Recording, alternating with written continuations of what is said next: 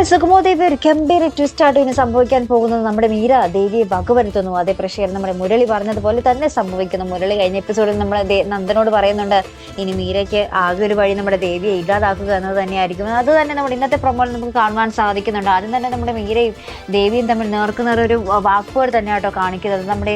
മീര നമ്മുടെ ദേവിയോട് പറയുന്നുണ്ട് ഞാൻ നന്ദനെ കിട്ടുന്നത് നിനക്കെന്താ അഭിപ്രായം. അപ്പൊ നമ്മുടെ ദേവി പറയുന്നുണ്ട് എനിക്കൊരു അഭിപ്രായമില്ല പ്രത്യേകിച്ച്. ഇനി നീ വിചാരിക്കുന്നൊന്നും നടന്നില്ലെങ്കിൽ നീ സങ്കടപ്പെടാതിരുന്നാൽ മതി എന്ന് നമ്മുടെ ദേവി ഒരു കുത്തുവാക്ക് പോലെ പറയുന്നുണ്ട് കേട്ടോ.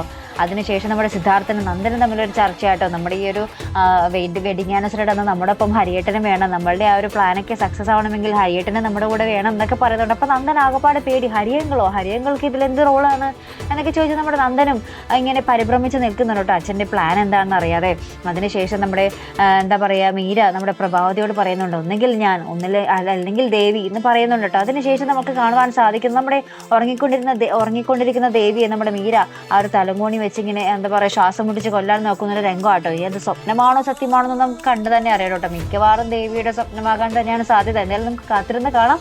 അപ്പോൾ ഇതുപോലുള്ള പ്രൊമോ റിവ്യൂസിനും എപ്പിസോഡ് റിവ്യൂസിനും ഒക്കെ നിങ്ങൾ മറക്കാതെ ചാനൽ സബ്സ്ക്രൈബ് ചെയ്യുക. അടുത്തൊരു വീഡിയോയുമായി വരുന്നത് വരേക്കും ഗുഡ് ബൈ.